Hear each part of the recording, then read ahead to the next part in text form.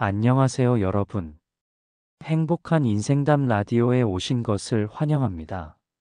오늘도 여러분과 함께 인생의 지혜를 나누는 시간을 가져보려고 합니다.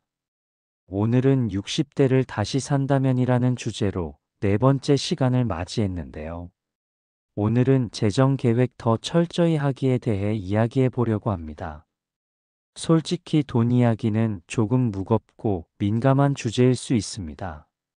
하지만 현실적으로 60대는 본격적인 노후 재정 설계를 마무리해야 하는 마지막 기회라고 할 수 있어요.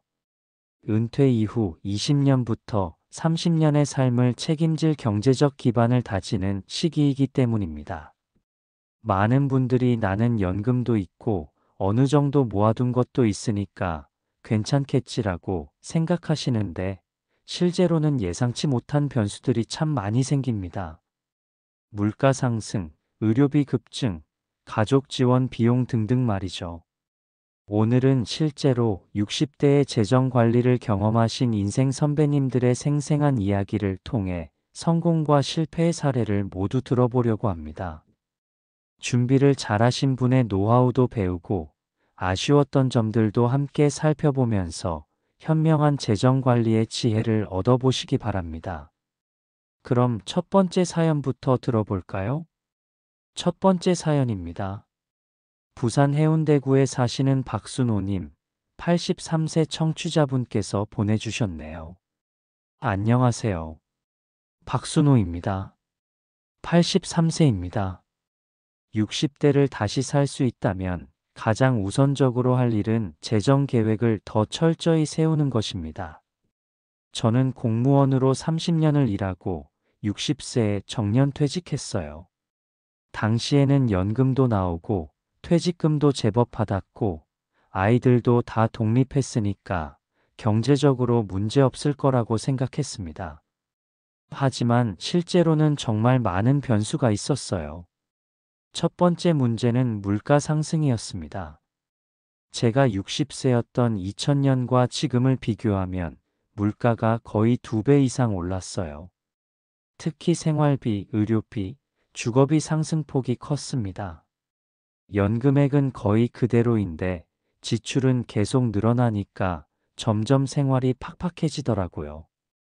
60대 초반에는 별로 느끼지 못했는데 70대 중반부터는 확실히 경제적 부담을 느끼기 시작했어요. 두 번째 큰 문제는 예상치 못한 의료비였습니다. 젊을 때는 거의 병원에 갈 일이 없어서 의료비를 대수롭지 않게 생각했거든요. 하지만 70대 중반부터 몸에 이곳저곳 문제가 생기기 시작했어요. 먼저 치과 치료비가 많이 들었어요. 임플란트를 여러 개 해야 했는데 한 개당 100만 원이 넘더라고요. 그 다음에는 백내장 수술, 무릎 관절 치료, 정기적인 검사 비용까지 1년에 의료비만 300만 원부터 400만 원이 나가는 해도 있었어요. 세 번째는 가족 지원 비용이었습니다. 60대 초반에 자녀들이 결혼하면서 결혼 비용을 지원해 줬어요. 두 자녀 결혼 비용으로 거의 5번 1,000만 원 정도 들어갔습니다. 그때는 우리 노후 자금이 충분하니까 괜찮다고 생각했거든요. 그런데 거기서 끝이 아니었어요. 손주들이 태어나면서 육아비 지원, 교육비 지원도 계속 요청이 들어왔어요. 거절하기도 미안하고 손주들이 사랑스럽기도 해서 계속 도와줬는데 돌이켜보니 제 노후 자금을 너무 많이 사용한 것 같아요. 네 번째 실수는 잘못된 투자였습니다. 60대 중반에 친구의 소개로 어떤 사업에 투자했다가 큰 손실을 봤어요. 원금 보장의 고수익이라는 말에 혹해서 3천만 원을 투자했는데 결국 반도 못 건져냈어요. 그때 정말 후회했어요. 이 나이에 한 번의 큰 실패는 회복하기 어렵다는 걸 그때서야 깨달았거든요. 젊을 때는 실패해도 다시 벌 수 있지만 60대 이후에는 소득이 제한적이니까 신중해야 하는데 그러지 못했어요. 다섯 번째는 인플레이션을 고려하지 못한 점이었어요. 60세에 이 정도면 충분하겠지 했던 금액이 20년 후에는 가치가 반으로 떨어진 느낌이에요. 특히 현금으로만 보관했던 돈들의 실질 가치가 많이 떨어졌어요. 현재 저는 국민연금과 공무원연금으로만 생활하고 있는데 솔직히 경제적으로 여유롭지 않아요. 특별한 여행이나 취미 생활을 즐기기가 어렵고 외식도 자주 못해요. 자녀들에게 경제적 부담을 주지 않으려고 노력하지만 가끔은 도움을 요청해야 할 때도 있어요. 60대를 다시 산다면 이렇게 하겠습니다. 첫째, 노후 자금과 가족 지원 자금을 명확히 분리해서 관리하겠어요. 노후 자금은 절대 건드리지 않을 거예요. 가족 지원은 별도로 준비한 여유자금 범위 내에서만 하겠습니다. 둘째, 의료비를 위한 별도의 적립금을 만들겠어요. 나이 들수록 의료비가 급증한다는 것을 간과했거든요. 매월 일정 금액을 의료비 전용 통장에 넣어두겠어요. 셋째, 위험한 투자는 절대 하지 않겠어요. 60대 이후에는 안정성이 최우선이에요. 원금 보장되는 상품 위주로만 투자하고 절대 욕심 부리지 않겠어요. 넷째, 인플레이션을 고려한 자산 배분을 하겠어요. 현금만 보관하지 말고 물가 상승을 어느 정도 따라갈 수 있는 자산도 일부 보유하겠어요. 다섯째, 법적 문서들을 미리 정리하겠어요. 유언장, 재산 분할 계획 등을 미리 작성해서 나중에 가족 간 갈등이 생기지 않도록 하겠어요. 지금 생각해 보니 60대는 마지막 재정 점검의 기회였던 것 같아요. 그때 더 신중하고 체계적으로 계획했다면 지금과는 전혀 다른 80대를 보내고 있을 텐데 하는 아쉬움이 커요. 박순호님, 솔직하고 현실적인 경험을 나눠주셔서 감사합니다. 5가지 실수 사례가 정말 구체적이고 도움이 되는 내용이네요. 특히 의료비와 가족 지원 비용을 별도로 고려해야 한다는 점이 중요한 교훈인 것 같습니다. 두 번째 사연입니다. 인천 부평구에 사시는 김현호님, 81세 청취자분의 사연입니다. 안녕하세요. 김현호입니다. 81세입니다. 저는 60대부터 재정 관리를 체계적으로 해서 지금도 경제적으로 안정된 생활을 하고 있어서 제 경험을 나누고 싶어요. 주변에서 많은 분들이 노후 자금 때문에 어려움을 겪는 것을 보면서 미리 준비의 중요성을 더욱 절감하고 있거든요. 저는 자영업을 하다가 60세에 가게를 정리했어요. 평생 돈 관리를 대충 해왔는데 60세가 되니까 갑자기 불안해지더라고요. 이제 벌 수 있는 시간이 얼마 남지 않았구나 하는 생각이 들면서 본격적으로 재정 관리를 시작했습니다. 가장 먼저 한 일은 가계부 쓰기였어요. 어디에 얼마를 쓰는지 정확히 파악하지 못하면 계획을 세울 수 없다고 생각했거든요. 6개월 동안 꼼꼼히 기록한 후 지출 패턴을 분석해 봤어요. 그 결과 정말 놀라운 사실을 발견했어요. 불필요한 지출이 한 달에 거의 50만 원 정도 되더라고요. 이것저것 충동 구매하는 것, 너무 자주 외식하는 것, 사용하지 않는 보험료, 잘 안 보는 유료 채널 요금 등등. 그래서 61세부터 본격적인 지출 관리를 시작했어요. 먼저 고정비를 줄였어요. 필요 없는 보험은 해지하고 통신비도 요금제를 바꿔서 줄였어요. 그리고 외식 횟수를 절반으로 줄이고 충동 구매를 하지 않기로 했어요. 두 번째로 한 일은 비상금 마련이었어요. 생활비의 1년치를 따로 적립해 두었어요. 예상치 못한 의료비나 긴급 상황에 대비하기 위해서였죠. 이 돈은 정말 응급 상황이 아니면 절대 건드리지 않기로 했어요.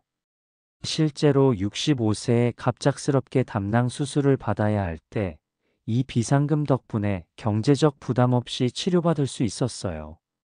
만약 이 돈이 없었다면 자녀들에게 손 벌려야 했을 텐데 그런 일 없이 해결할 수 있어서 정말 다행이었어요. 세 번째는 자산 배분이었어요. 돈을 한 곳에만 두지 않고 여러 곳에 분산 투자했어요. 예금 50%, 안전한 펀드 30%, 부동산 20% 정도로 배분했어요. 고수익은 기대하지 않고 안정성 위주로 선택했어요. 특히 부동산은 제가 살던 집 말고 작은 원룸 하나를 더 샀어요. 월세 수입으로 용돈을 만들려고 했거든요. 다행히 좋은 세입자를 만나서 지금까지 안정적으로 월세를 받고 있어요. 네 번째는 장기 요양에 대한 준비였어요. 주변에서 요양원비 때문에 자녀들이 어려움을 겪는 경우를 많이 봤거든요. 그래서 장기 요양보험 외에도 개인적으로 요양비를 따로 적립했어요. 매월 30만 원씩 요양비 전용 통장에 넣었는데 지금까지 20년 동안 모아서 7천만 원 정도 되었어요. 아직 요양원에 들어갈 상황은 아니지만 혹시 모를 상황에 대비해서 계속 모으고 있어요. 다섯 번째는 상속 계획을 미리 세운 것이에요. 65세에 유언장을 작성하고 재산 분할에 대해서도 자녀들과 미리 상의했어요. 이런 준비가 없으면 나중에 가족 간 갈등이 생길 수 있거든요. 법무사와 상담해서 정식으로 유언장을 작성했고 각 자녀에게 어떤 재산을 어떻게 나눠줄 것인지도 미리 정해놨어요. 자녀들도 이런 계획을 알고 있어서 나중에 분쟁 없이 정리될 수 있을 것 같아요. 여섯 번째는 소소한 즐거움을 위한 예산도 따로 책정한 것이에요. 여행이나 취미 활동을 위한 돈을 미리 계획해 두니까 죄책감 없이 즐길 수 있었어요. 1년에 여행비로 200만 원, 취미비로 100만 원 정도 책정해 놨거든요. 이렇게 계획적으로 관리한 덕분에 81세인 지금도 경제적으로 여유 있게 지내고 있어요. 연금 외에도 월세 수입이 있고 비상금도 충분하고 자녀들에게 경제적 부담을 주지 않고 살 수 있어요. 또 하나 중요한 것은 건강 관리에 투자한 것이에요. 의료비를 아끼려고 병원 가는 것을 미루면 나중에 더 큰 비용이 든다는 걸 알았거든요. 그래서 정기검진을 철저히 받고 예방 차원에서 건강관리에 돈을 쓰는 것을 아깝다고 생각하지 않았어요. 60대를 다시 산다면 이런 계획을 더 일찍, 더 체계적으로 세웠을 것 같아요. 특히 인플레이션을 더 고려해서 여유 있게 준비했을 것 같고요.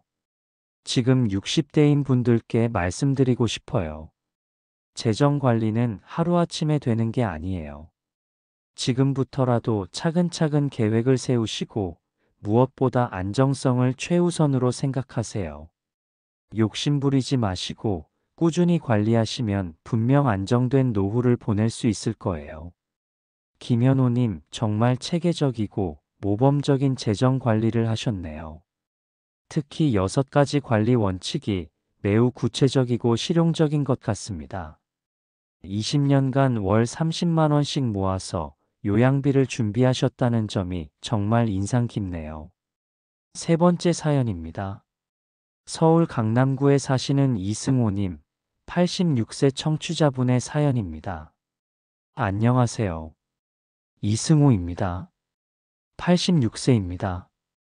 저는 재정 관리에 있어서 성공과 실패를 모두 경험한 케이스라고 할 수 있을 것 같아요.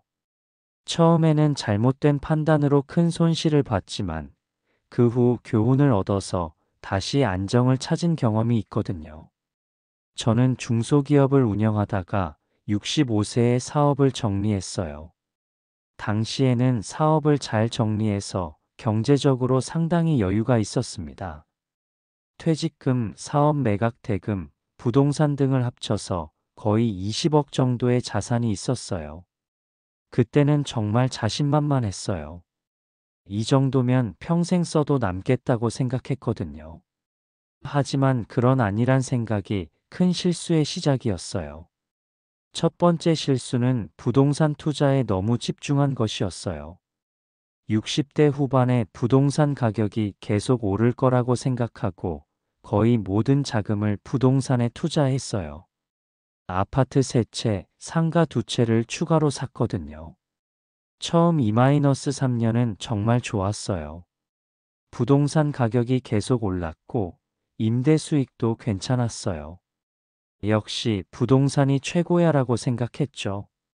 하지만 몇 년 후 부동산 시장이 침체되면서 상황이 완전히 바뀌었어요. 부동산 가격이 떨어지기 시작했고 세입자도 잘 안 구해지더라고요. 임대료도 계속 내려달라고 하고 공실 기간도 길어졌어요. 그런데 설상가상으로 종합부동산세, 임대소득세 등 세금 부담은 계속 늘어났어요. 결국 75세에 부동산 세 채를 손해보고 팔아야 했어요. 사실 때는 15억에 샀는데 12억에 팔았으니까 3억 손실이었어요. 그때 정말 큰 충격을 받았어요. 두 번째 실수는 금융상품에 대한 이해 부족이었어요. 은행에서 권하는 대로 고수익을 약속하는 여러 상품에 투자했는데 대부분 손실을 봤어요. 특히 해외 투자 상품, 파생 상품 같은 복잡한 것들은 저 같은 일반인이 이해하기 어려웠어요. 은행 직원이 안전하다, 원금 보장된다고 해서 믿고 투자했는데 알고 보니 조건부 원금 보장이거나 아예 원금 손실 위험이 있는 상품들이었어요. 결국 투자한 돈의 30% 정도를 잃었어요. 세 번째는 건강관리 소홀로 인한 의료비 급증이었어요. 60대에는 건강하다고 생각해서 건강검진도 소홀히 하고 운동도 하지 않았어요. 돈이 많으니까 나중에 아프면 좋은 병원 가면 되겠지 하는 안일한 생각이었죠. 하지만 75세부터 갑자기 여러 질병이 발견되기 시작했어요. 당뇨, 고혈압은 기본이고 심장병, 관절염까지. 치료비로만 1년에 수천만 원이 들어갔어요. 특히 좋은 병원에서 치료받으려니 비급여 항목이 많아서 비용이 엄청났어요. 네 번째는 가족들의 과도한 요구였어요. 자녀들이 제가 돈이 많다는 걸 알고 있으니까 이것저것 요구하는 게 많아졌어요. 사업 자금, 집 구입 자금, 손주 교육비 등등. 거절하기도 미안하고 해서 계속 도와줬는데 돌이켜보니 너무 많이 줬어요. 이런 식으로 10년 정도 지내니까 20억이었던 자산이 5번억 정도로 줄어들었어요. 그때서야 정신을 차리고 재정 관리를 다시 시작했어요. 78세부터는 완전히 다른 방식으로 접근했어요. 우선 남은 자산을 안전한 곳에만 투자했어요. 예금, 국채, 안전한 펀드 위주로만 배분했어요. 수익률은 낮지만 안정성을 최우선으로 생각했거든요. 또한 가족 지원에 대해서도 원칙을 세웠어요. 1년에 가족 지원 예산을 미리 정해놓고 그 범위 내에서만 도움을 주기로 했어요. 그리고 빌려주는 것과 주는 것을 명확히 구분했어요. 의료비에 대해서도 별도로 준비했어요. 의료비 전용 통장을 만들어서 매월 일정 금액을 넣어뒀어요. 그리고 실손보험도 추가로 가입해서 의료비 부담을 줄였어요. 가장 중요한 것은 전문가와 상담을 정기적으로 받는 것이었어요. 재무설계사, 세무사, 변호사 등과 정기적으로 만나서 조언을 구했어요. 혼자 판단하지 말고 전문가의 도움을 받는 것이 정말 중요하다는 걸 깨달았거든요. 지금은 86세인데도 경제적으로 안정된 생활을 하고 있어요. 큰 부자는 아니지만 자녀들에게 부담 주지 않고 살 수 있을 정도의 여유는 있어요. 60대를 다시 산다면 절대 한 곳에 몰빵 투자하지 않겠어요. 그리고 이해하지 못하는 상품에는 절대 투자하지 않겠고요. 무엇보다 건강 관리에 더 신경 썼을 것 같아요. 건강을 잃으면 돈으로도 해결하기 어려운 문제들이 너무 많거든요. 지금 60대인 분들께 말씀드리고 싶어요. 돈이 많다고 방심하지 마세요. 60대 이후에는 벌 수 있는 능력이 제한적이니까 잃지 않는 것이 최우선이에요. 안전한 투자, 체계적인 관리, 전문가 상담을 통해서 소중한 노후 자금을 지켜나가시기 바랍니다. 이승호님, 성공과 실패를 모두 경험하신 값진 이야기를 들려주셔서 감사합니다. 20억에서 5번억으로 줄어들었다가 다시 안정을 찾으신 과정이 많은 분들에게 교훈이 될 것 같아요. 지금까지 세 분의 사연을 들어봤는데요. 정말 다양한 경험들이 있었네요. 박순호님은 예상치 못한 변수들로 어려움을 겪으신 경우, 김현호님은 체계적인 계획으로 성공하신 경우, 이승호님은 실패 후 교훈을 얻어 회복하신 경우였습니다. 오늘 세 분의 이야기를 통해 재정 계획 더 철저히 하기의 핵심을 정리해보면 이렇습니다. 첫째, 노후자금 충분히 준비하기의 중요성입니다. 단순히 연금만으로는 부족할 수 있다는 현실을 세 분 모두 경험하셨네요. 물가 상승, 의료비 증가, 예상치 못한 지출들을 고려하면 연금 외에도 별도의 노후자금이 반드시 필요하다는 것을 확인했습니다. 특히 의료비는 나이가 들수록 기하급수적으로 늘어날 수 있다는 점을 간과해서는 안 되겠어요. 김현호님처럼 의료비 전용 적립금을 따로 마련하는 것이 현명한 방법인 것 같습니다. 둘째, 불필요한 지출 줄이기입니다. 김현호님의 사례에서 보셨듯이 가계부를 통해 지출 패턴을 분석하면 생각보다 많은 불필요한 지출을 발견할 수 있어요. 월 50만 원의 불필요한 지출을 줄인다면 1년에 600만 원, 10년이면 6천만 원이나 절약할 수 있거든요.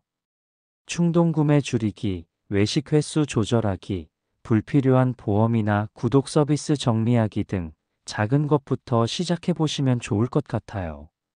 셋째, 상속 및 법적 문서 미리 정리하기의 필요성입니다. 김현호님과 이승호님 모두 강조하신 부분인데요. 유언장 작성, 재산 분할 계획, 가족과의 사전 협의 등이 정말 중요하다는 것을 알 수 있었습니다. 이런 준비가 없으면 나중에 가족 간 갈등이 생길 수 있고 상속세 문제도 복잡해질 수 있어요. 법무사나 세무사와 상담을 통해 미리 정리해 두시는 것이 좋겠습니다. 그리고 세 분의 공통된 조언 중 가장 중요한 것은 안전성 우선이라는 점입니다. 60대 이후에는 고수익보다는 원금 보장이 우선이에요. 한 번의 큰 실패로 회복하기 어려운 나이이기 때문입니다. 이승호님의 경험에서 보셨듯이 부동산이나 복잡한 금융상품에 몰빵 투자하는 것은 위험할 수 있어요. 분산 투자, 안전한 상품 위주의 투자가 필요합니다. 또한 전문가와의 정기적인 상담도 중요하다는 점을 강조하고 싶어요. 재무설계사, 세무사, 변호사 등 전문가들의 조언을 구하는 것이 혼자 판단하는 것보다 훨씬 안전하고 효과적입니다. 마지막으로 가족 지원과 자신의 노후 준비 사이의 균형이 정말 중요하다는 것을 배웠습니다. 자녀들을 돕고 싶은 마음은 이해하지만 자신의 노후 자금을 지나치게 사용하면 결국 나중에 자녀들에게 더 큰 부담이 될 수 있어요. 60대는 정말 재정 관리의 마지막 기회라고 할 수 있습니다. 이 시기에 세운 계획과 관리 원칙이 앞으로 20-30년의 삶의 질을 좌우합니다. 오늘 사연을 들으시면서 나의 재정 상태는 어떨까? 하고 점검해 보신 분들이 계실 텐데요. 늦었다고 생각하지 마시고 지금부터라도 체계적으로 준비해 보시기 바랍니다. 먼저 현재 자산과 부채를 정확히 파악하고 월 지출 내역을 분석해 보세요. 그리고 앞으로 필요한 비용들을 예상해서 계획을 세워 보시면 좋을 것 같아요. 무엇보다 혼자 고민하지 마시고 전문가의 도움을 받으시기 바랍니다. 재무설계 상담을 받아보시거나 은행의 노후설계 서비스를 이용해 보시는 것도 좋은 방법입니다. 돈은 삶의 전부가 아니지만 경제적 안정이 있어야 진정한 노후의 행복도 가능합니다. 건강, 관계, 배움과 함께 재정 관리도 60대의 중요한 과제라는 것을 오늘 다시 한번 확인할 수 있었어요. 사연을 보내주신 박순호님, 김현호님, 이승호님께 다시 한번 감사드립니다. 민감할 수 있는 재정 이야기를 솔직하게 나눠주셔서 많은 청취자분들에게 큰 도움이 되었습니다. 다음에는 60대를 다시 산다면의 마지막 주제로 찾아뵙겠습니다. 어떤 주제일지 기대해 주시고 오늘도 여러분의 소중한 하루가 되시기 바랍니다. 행복한 인생담 라디오였습니다. 끝까지 들어주셔서 감사합니다.